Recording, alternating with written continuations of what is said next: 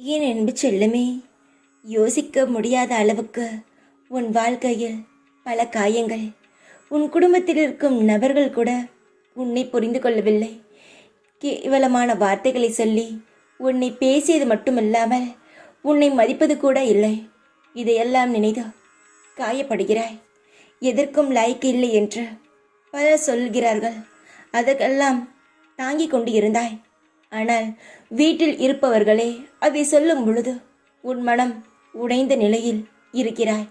யாரிடம் என்ன சொல்ல முடியும், யாரிடம் என்ன பேச முடியும் என்று கூட உனக்கு எப்பொழுது தெரியவில்லை.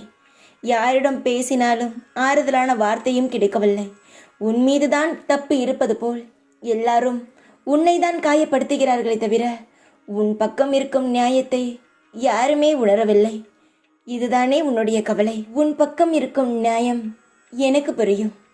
காலமும் நேரமும் சந்தர்ப்பமும் உன்னை இப்பொழுது தப்பான ஒரு கண்ணோட்டத்தில் மற்றவர்களை பார்க்க வைக்கிறது.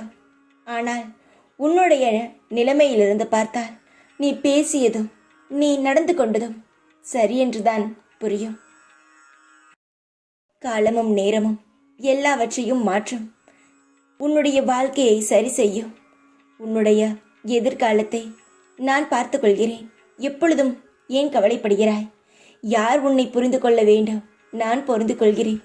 உன்னை படைத்த உன் அப்பா நான் இருக்கும் பொழுது யார் உன்னை கேவலமாக நினைத்தாலும், யார் உன்னை உதாசீனப்படுத்தினாலும், உன்னை அடித்தாலும், உன்னை துன்புறுத்தினாலும் பொறுத்துக்கொள்.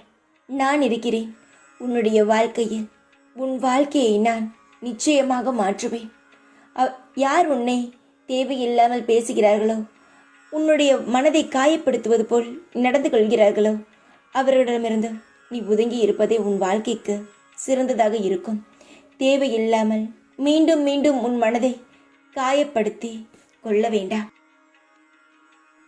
அழுவாதே, கண்ணீரை துடைத்துக்கொள். உன் கண்ணீரை துடைக்க உன் அப்பா இருக்கிறேன். யாரும் இல்லை என்று கவலை வேண்டாம். நான் இருக்கிறேன் உனக்கு.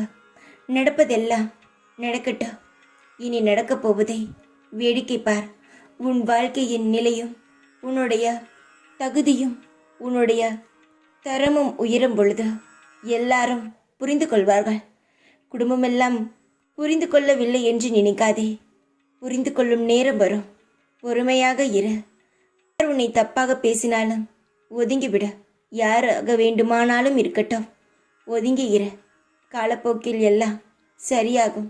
மனதை தனிமையில் உட்கார்ந்து காயப்படுத்திக் கொள்ள வேண்டாம். சற்று வெளியே வா. உன் மனதில் என்ன இருக்கிறதோ என்னிடம் சொல்லி அழுதுவிடு. பிறகு அதை பற்றி யோசிக்காதே. உனக்கு நான் இருக்கிறேன். அப்பாவாக, அம்மாவாக, உறவாக, நண்பனாக, எல்லாவற்றுமாக நான் இருக்கிறேன். உன்னை நான் பார்த்து கொள்கிறேன். எல்லா கஷ்டமான சூழ்நிலைகளும் இருந்து நான் உன்னை விடுதலை செய்கிறேன். பொறுமையாக இரு. எல்லாம் நல்லதற்காகத்தான். தைரியமாக இரு. எப்பொழுதும் உன் கூடவே இருப்பேன் நான். ஓம் சாய்ராம்.